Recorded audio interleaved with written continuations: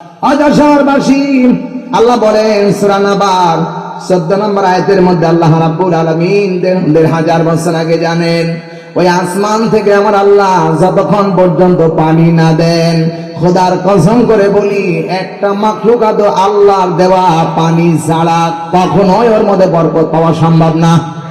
বলেন বলেন বলেন, কে বলতেছেন? আমার ভাইরা শুধু এখানেই শেষ করে না, পানির ফেরেশতা বানিয়েছে মিকাইলকে।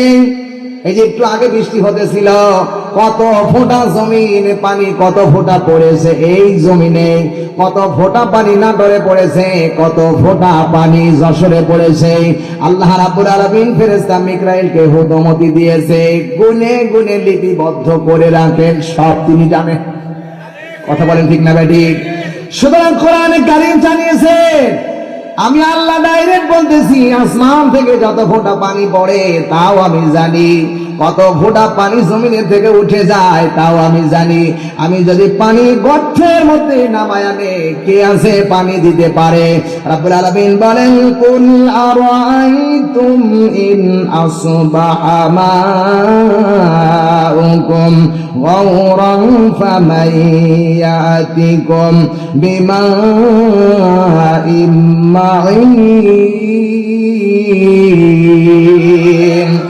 আল্লাহ রাব্বুল আলামিন ডাকতে বলছেন সূরা মুলুকের ভিতরে 30 নম্বর আয়াতের মধ্যে আল্লাহ বলেন, হে নবী আপনি বলেন, যদি কোনো মানুষ আল্লাহর বান্দার কাছে বুঝায় দেবার জন্য আল্লাহ ডাক দিয়ে বলেন, আল্লাহ যদি কোনো মানুষকে, সুতরাং কোন দুনিয়ার যদি কোনো পানিকে মাটির গর্তের ভিতরে নিয়ে যায় আর ওখান থেকে কি আছে পানি উৎপন্ন করে দিবে, দুনিয়ার কোন ব্যক্তি নেই যে পানি উৎপন্ন করে দিতে পারে।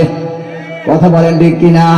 পানি দেওয়ার মালিককে, আরো জোরে বলেন। সুতরাং কোরআনে কারীম জানিয়েছে, বান্দা তুমি যেখানে আছো সেখানে আমার আল্লাহ খবর রাখেন। জোরে বলেন ঠিক কিনা?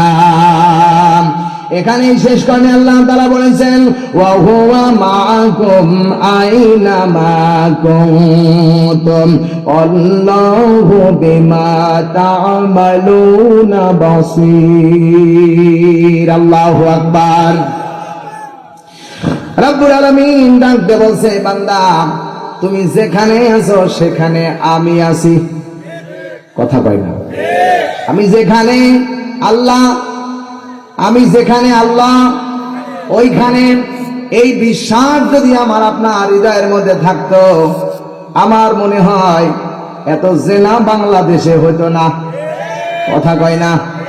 এই বিশ্বাস যদি আমার আপনার থাকতো, আমার মনে হয় এই দেশের মানুষরা সুদ খাইতো না। জোরে বলেন ঠিক না ঠিক? সুদ আছে না নাই? আরো জোরে। সুদ আছে মানে কি? সুদ খাওয়া হালাল না হারাম? আরো জোরে।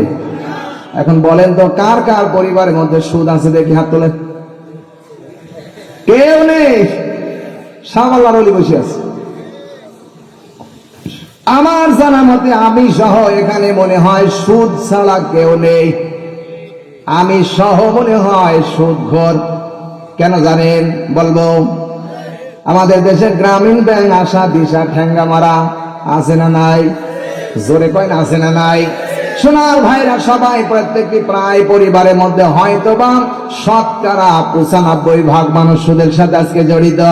আমি হুজুরও বাকি নেই, কারণ আমি যখন বাংলাদেশের বিভিন্ন প্রান্তরে দাওয়াতের জন্য কোরআনের কথা বলার জন্য যাই, এমন বাড়িতে আমারে খাবার দেওয়ার ব্যবস্থা করেছে ওই এলাকার পাক্কা সুদখোর। কথা কয় না ঠিক কিনা? আমি যাবার পরে একবার বলিনি, ভাই কোথার থেকে খাবার দিলেন, কি খাবার, হালাল না হারাম? আমি ঢপ ভরে খেলাম। যতক্ষণ পর্যন্ত না বলেছি ততক্ষণ পর্যন্ত আমি ওই দলের কর্মসূচি পালন করেছি। কথা কয় না? এটার নাম সুদখোর। কোরআনে কারীম আল্লাহ রাব্বুল আলামিন 1000 বছর আগে জানিয়েছেন। আল্লাহ পাক বলেছেন, ইয়া আইয়ুহাল্লাযীনা আমানু লা তাকুলুর রিবা আদআফাম মুদাআফা। আল্লাহ রাব্বুল আলামিন ডাকতে বলেন, হে ঈমানদারেরা, আদর করে আল্লাহ ডাক দিয়েছে, হে ঈমানদারেরা, হে বিশ্বাসীরা, তোমরা খবরদার সুদ খেও না চক্রবৃদ্ধি আকারে। আত্তাকুল্লাহ, আল্লাহকে ভয় করো, লাআল্লাকুম তুফলিহুন, যাতে করে তোমরা এই দুনিয়াতে সফল কাম হতে পারো। যেরকম আল্লাহু আকবার। আমার ভাইরা, সুদ খেতে নিষেধ করলেন কে? আরো জোরে। মসজিদের ইমাম সাহেব যদি সুদ খাওয়ার পিছনে নামাজ হবে? আজ বাংলাদেশের মুসল্লিরা শুধু দেখে ইমাম সাহেবের চরিত্র ভালো কিনা, ইমাম সাহেবের বউ পর্দা রাখে কিনা, ইমাম সাহেব ঠিক মতো চলে কিনা, কিন্তু মুসল্লিদের খবর নাই। মুসল্লি হাজার হাজার অপকর্ম করে, মুসল্লির কোনো দোষ নেই, শুধু ইমাম সাহেবের দোষ। বলেন বলেন। আল্লাহর কসম করে বলি, কোরআন শপথ করে বলেছি, আল্লাহ যেটা হারাম বানিয়ে দিয়েছে সেটা ইমাম সাহেবের জন্য হারাম, যেটা মুসল্লিদের জন্য হারাম। যেটা আল্লাহ জায়েজ করে দিয়েছে এটা ইমামদের জন্য জায়েজ, বৈধ, যেটা এটা মুসল্লিদের জন্য বৈধ। সুতরাং ইমাম হোক আর মুক্তাদি হোক, যেই অন্যায় করবে সমান সমান সমান সমান অপরাধী। বলেন ঠিক কিনা?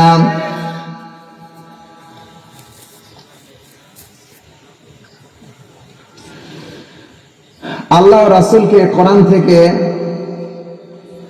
দিয়েছেন সেইটা শুনতে চায়। সুদের বিষয়, সুদের ছোট গোনা কি? রোজা থেকে সুদখোর বাড়িতে ইফতার করা যাবে কি? সুদখোর যদি আজান দেয় তাহলে আজান হবে কিনা? প্রিয় ভাই সাহেব, নাম্বার ওয়ান, আমি এক কথাই জবাব দিয়েছি। আল্লাহ যেটা অবৈধ করেছেন সেটা ইমাম সাহেবের জন্য অবৈধ, মুক্তাদির জন্য অবৈধ। আল্লাহ যেটা বৈধ করেছেন এটা মুক্তাদির জন্য বৈধ, ইমাম সাহেবের জন্য বৈধ।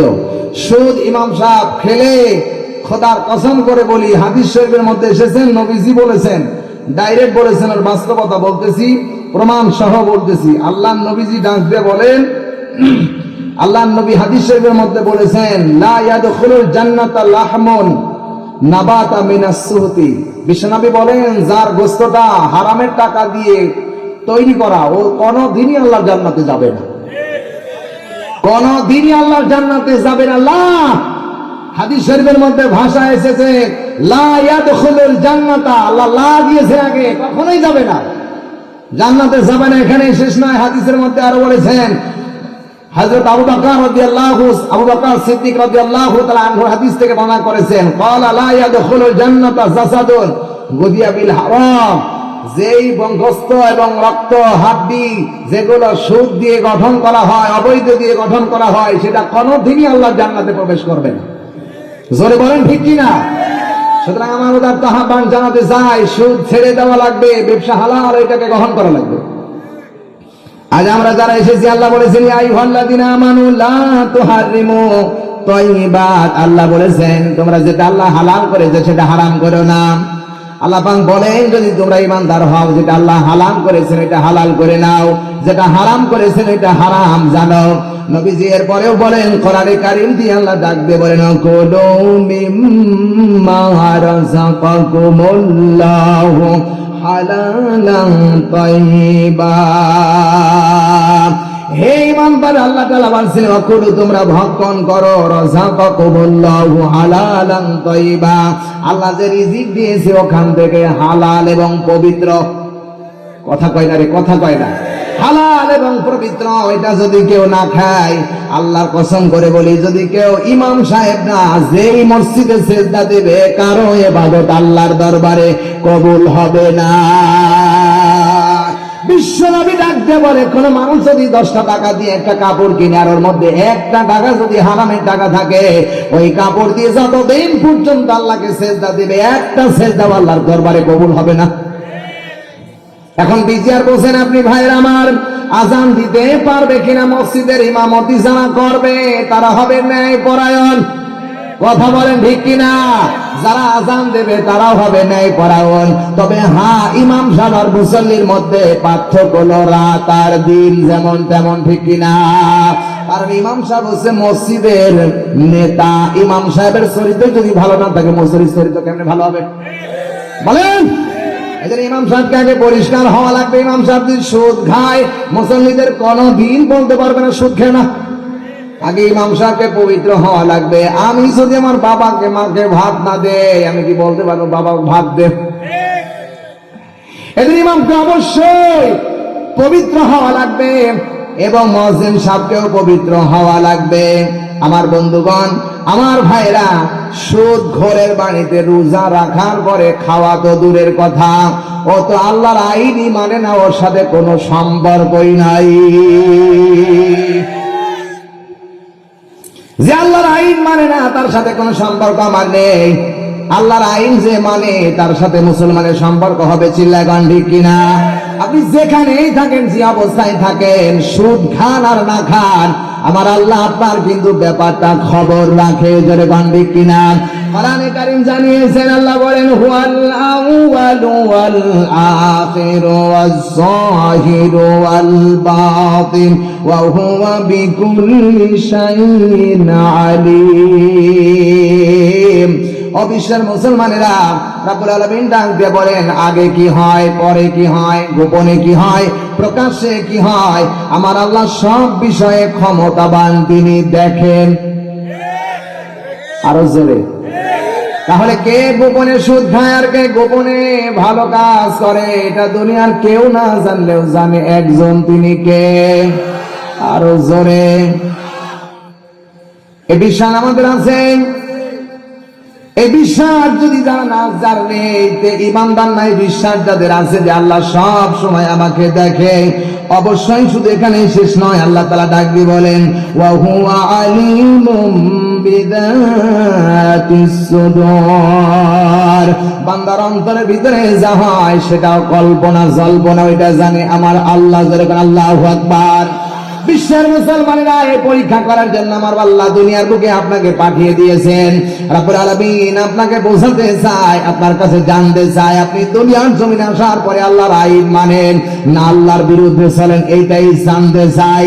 হাজার মানুষ আল্লাহর জমিনে থাকার পরেও হাজার হাজার মানুষ আল্লাহর আইন লঙ্ঘন করছি। কথা বলেন ঠিক কিনা? এটা লঙ্ঘন করতে গিয়েছে কোন জমিনের মালিককে? আরো জোরে বলা লাগবে। আল্লাহ রাব্বুল আলামিন ডাক দিয়ে বলে, ওয়ালিল্লাহি মা ফিস সামাওয়াতি ওয়া মা ফিল আরদ। আল্লাহ বাগবান আকাশে যা আছে আর জমিনে যা আছে সব একসঙ্গে মালিকানা দিন আমি আল্লাহর। ঠিক না বে ঠিক? সোনার ভাইরা, আল্লাহ যে বিশাল জমিনের মালিক বানিয়েছেন, এই জমিনের মালিক হলো তিনজন। এক নাম্বার হলো আল্লাহ। কে? এক নাম্বার আল্লাহ। দুই নাম্বার হলেন এদেশের সরকার। তিন নাম্বার হলো আমি আপনি ভোগ দখলকারী। তিন নাম্বার এই জমিন, গোটা জমিন যিনি তৈরি করেছেন সে আল্লাহ বিধান দিয়েছেন।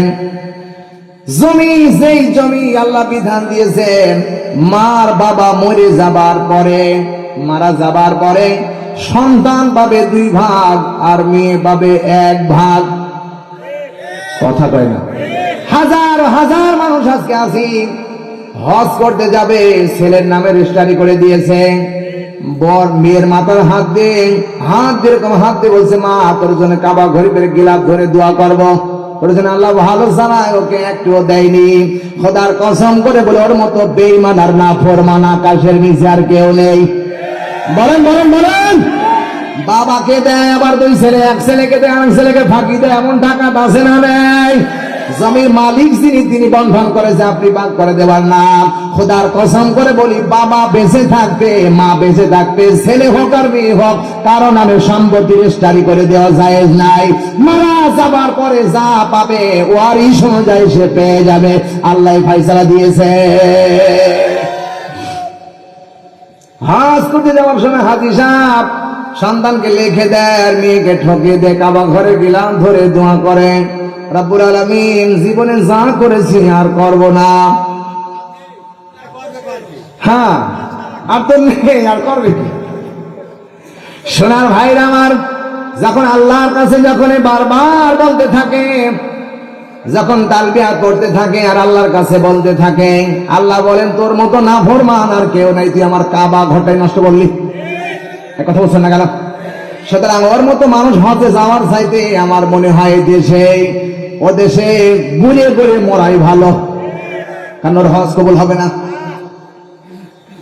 সুতরাং কোরআনে কারীম আল্লাহ জানিয়েছেন, বান্দা তোর অন্তরের ভিতরে যা আছে ব্যাপারটা দুনিয়ার কেউ না জানলে আমি আল্লাহ জানি। জোরে কোন কথা ঠিক কিনা? আল্লাহ রাব্বুল আলামিন ইনসানে ডাকতে বলে, বান্দা শুধু আমিই জানি না, শোন। এজন্য আমি আল্লাহ কি করেছি, ওয়াদাআল মিজান, আমি আল্লাহ তৈরি করেছি মানদণ্ড, মেপে মেপে তোদেরকে আমি আল্লাহ পুরস্কৃত করব। জোরে কোন ঠিক কিনা? দুনিয়ার জমিনে আমি আপনি যা করছি, কিয়ামতের কঠিন ময়দানে আবার আল্লাহ মেপে মেপে বিচার করবেন। এমনকি দুনিয়ার জমিনে যা করছি আমার আল্লাহ, ওয়াকুল্লা শাইইন আহসাইনাহু কিতাবা,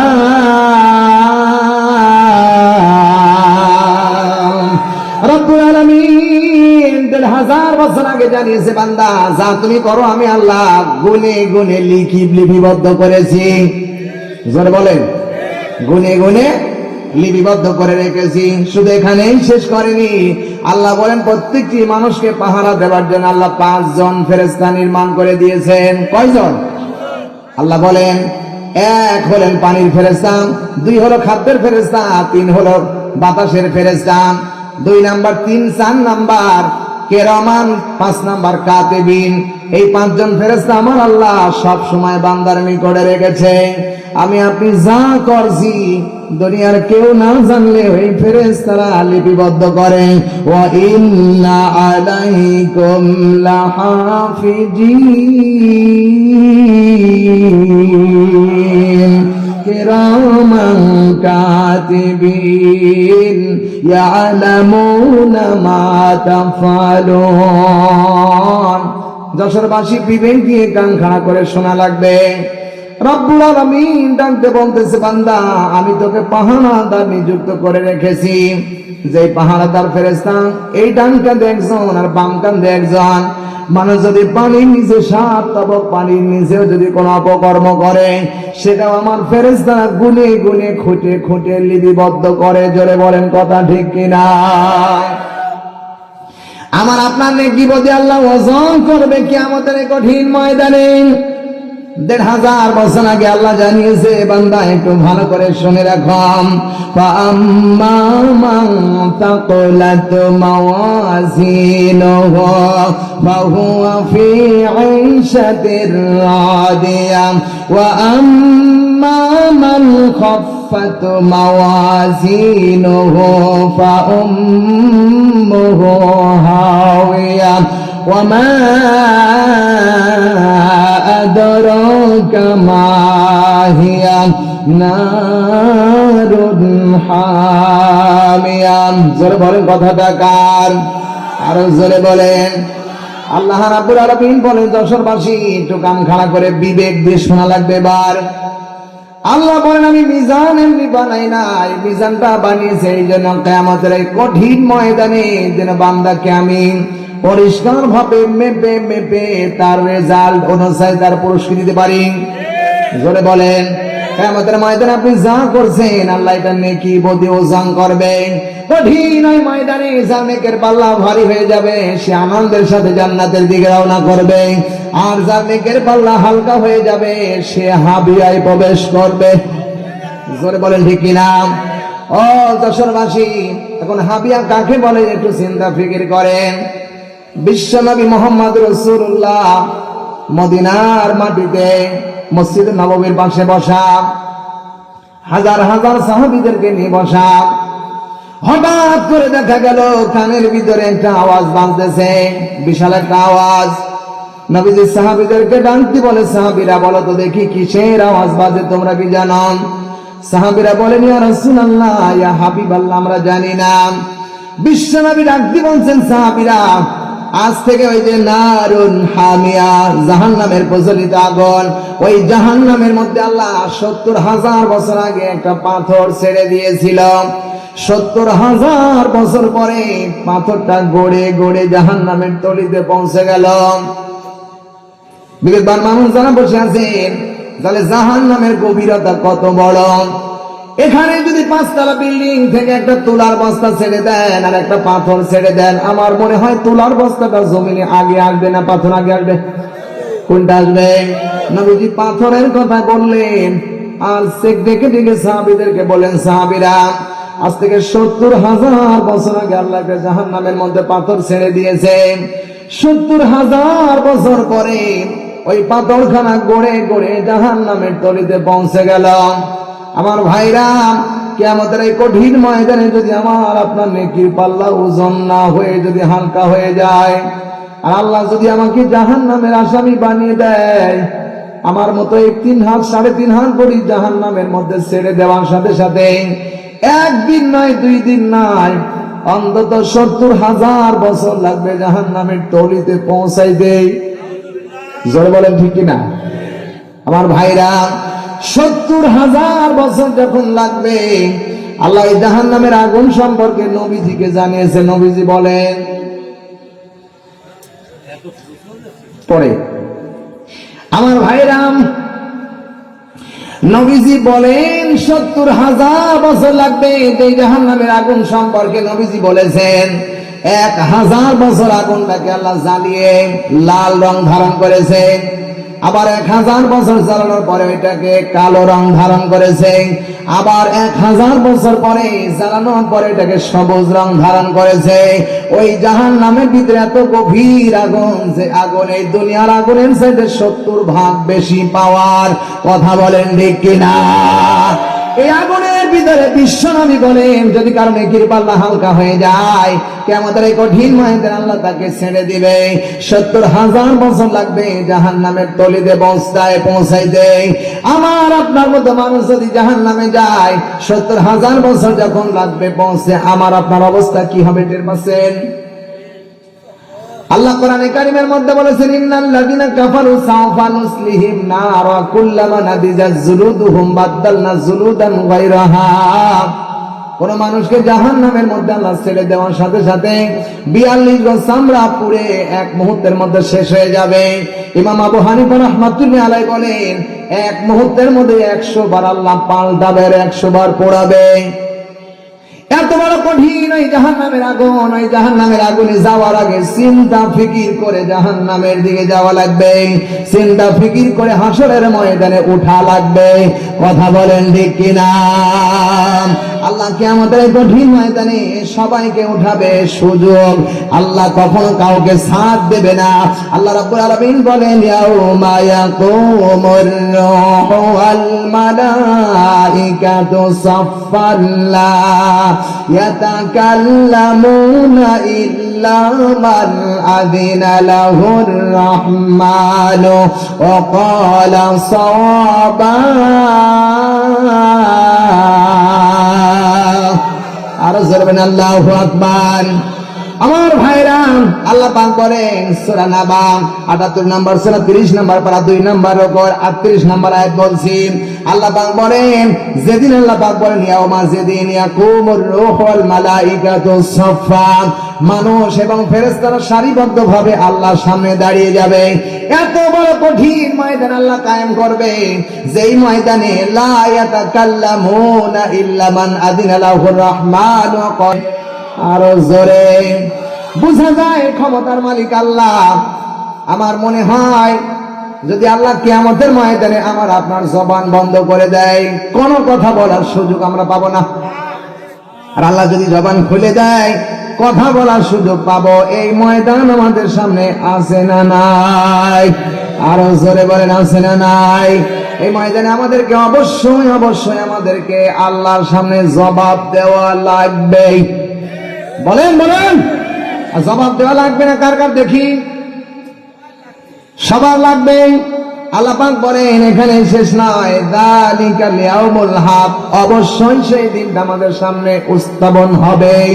আর আল্লাহ এটা কিন্তু নির্ধারণ করে রেখে দিয়েছে। আল্লাহ পাক রব্বুল আলামিন ডাকতে বলেন, ইন্না ইয়াউমাল ফাসলি কানা মিকাতা। আল্লাহ রাব্বুল আলামিন বলে, নিশ্চয় ওই ময়দানটা আমি নির্ধারণ করে রেখেছি। কবে হবে, কখন হবে আল্লাহ জানে, দুনিয়ার কেউ জানে না। তবে কিয়ামতের এই অনুষ্ঠানটা হবে জুমার দিন। জোরে বলেন। হাদিসের ভাষায় এটাই বোঝা যায়, জুমার দিন অনুষ্ঠানটা শুরু হবে। কিন্তু কোন জুমার দিন, কবে হবে এই ব্যাপারে কেউ জানে না। জানে একজন, তিনি কে? আরো জোরে। খারাপ লাগতেছে আপনাদের, কষ্ট লাগতেছে? 12টা তো বাজতে যাচ্ছে।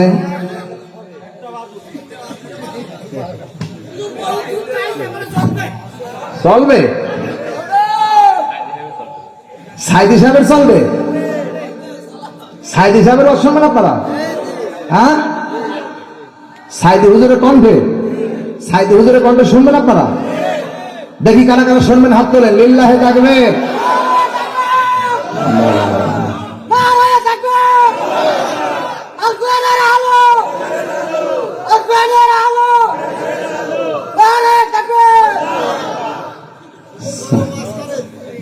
গরম ওয়াজ করতে হবে? ঠান্ডা হয়ে যাচ্ছে, গরম লাগবে ভাই। আমি তো চিল্লাতে পারবো না দাদা, চিল্লাবেন আপনারা? বলি আলহামদুলিল্লাহ, বলি আলহামদুলিল্লাহ। সাইদি সাহেবের ওয়াজ যখন আপনারা শুনবেন আমি শোনাবো ইনশাআল্লাহ। আল্লাহ আমাদের তৌফিক দান করে। জোরে বলে আল্লাহুম্মা আমিন। আর জোরে বলে আল্লাহুম্মা আমিন। আমার বন্ধুগণ, রাসূল করিম সাল্লাল্লাহু আলাইহি ওয়াসাল্লাম 350 সাহাবীদেরকে নিয়ে আল্লাহ রাব্বুল আলামিনের নবী, বিশ্ব নবী মদিনার মাটি দিয়ে হেঁটে যাচ্ছেন। হঠাৎ করে দেখা গেল আসরের নামাজের সময় হয়ে গেছে। নবীজির সাহাবীরা বললেন, ইয়া রাসূলুল্লাহ, ইয়া হাবিবাল্লাহ, এই মুহূর্তে আমাদের এখন নামাজের প্রয়োজন, নামাজ পড়তে হবে, কারণ ওয়াক্ত মতো নামাজ পড়া ফরজ আইন। চিল্লায় কোন ঠিক কিনা? কোন মুসলমান যদি ওয়াক্ত মতো নামাজ না পড়ে আসরের নামাজ মাগরিবে পড়ে, কঠিনকালে ও নামাজ হওয়ার সম্ভাবনা নাই। নবীর সাহাবীরা বললেন, ইয়া রাসূলুল্লাহ, নামাজ পড়তে হবে। নবীজি বলেছেন, ও সাহাবীরা, নামাজের জন্য প্রস্তুতি গ্রহণ করো। সাহাবীরা বললেন, ইয়া রাসূলুল্লাহ, আমাদের ওযুর প্রয়োজন, ওযু করতে হবে। আল্লাহ রাব্বুল আলামিন ওযুর ব্যাপারে কোরআন শরীফের মধ্যে তথ্য দিয়েছেন। চিল্লায় বলেন কথা ঠিক কিনা? আল্লাহ রাব্বুল আলামিন বলেন, ইয়া আইয়ুহাল্লাযীনা আমানু ইযা কুনতুম ইলাস সালাতি ফাগসিলু উজুহাকুম। আল্লাহ রাব্বুল আলামিন বলেন, ঈমানদারেরা, যখন তোমরা নামাজের জন্য ইরাদা করো, তখন তোমরা কি করো? তোমাদের ওযুর প্রয়োজন হলে ওযু করো, গোসলের প্রয়োজন হলে গোসল করো। আর গোসল করতে গিয়ে ওযুর ব্যাপারে আল্লাহ 4টা ফরজ দিয়েছেন। আমার ভাইরা, ওইদিকে যাচ্ছি না। আল্লাহর নবী জনাবে মুহাম্মদ রাসূলুল্লাহ সাল্লাল্লাহু আলাইহি সাল্লাম বললেন, সাহাবীরা, ওযু করে তোমরা প্রস্তুতি গ্রহণ করো। সাহাবীরা মসজিদের কিনারায় গিয়ে দেখেন, মসজিদের কিনারায় কোনো পানির ব্যবস্থা নাই। সাহাবীরা বললেন, ইয়া রাসূলুল্লাহ, কোনো পানির ব্যবস্থা নাই। সাহাবীরা বললেন, ইয়া রাসূলুল্লাহ, কোথা থেকে ওযু করব? নবীজি বললেন, দেখো কোথাও পানি পাওয়া যায় কিনা। অনেক সময় আমাদের মসজিদ রাঙ্গিনায় কারেন্ট না থাকার কারণে পানি পাওয়া সম্ভব হয় না, ঠিক কিনা বলেন? নবীজি বলেছেন, দেখো কোথাও পানির ব্যবস্থা আছে কিনা। সাহাবায়ে কেরাম রিদওয়ানুল্লাহি তাআলা আজমাইন বলেন, পানির ব্যবস্থা নাই। নবীজি বললেন, দেখো মসজিদের ভিতরে প্রবেশ করো, কোনো জাগ খুঁজে পাওয়া যায় কিনা। অনেক সময় মসজিদে মেহরাবের মধ্যে ইমাম সাহেবের জন্য জাকের মধ্যে পানি রাখা হয়। আসতে বলেন না কেন, ঠিক কিনা? আল্লাহ নবীজি বলেছেন, মসজিদের ভিতরে প্রবেশ করো। সাহাবায়ে কেরামরা মসজিদের ভিতরে প্রবেশ করলেন। দেখেন ছোট্ট একটা জাক দেখা যায়, জাকের তলায় সামান্য একটু পানি দেখা যায়। এক সাহাবী বললেন, ইয়া রাসূলুল্লাহ, জাক পাওয়া গেছে, কিন্তু জাকের মধ্যে তেমন পানি নেই, অল্প একটু পানি আছে। এই পানি দিয়ে একজন সাহাবীর হাতের কবজি পর্যন্ত ধৌত করা হবে না। আল্লাহ নবী বলেছেন, আমার সাহাবীরা, ওই পানি দিয়ে তোমরা সবাই ওযু করতে শুরু করে দাও। একজন নয়, দুইজন না,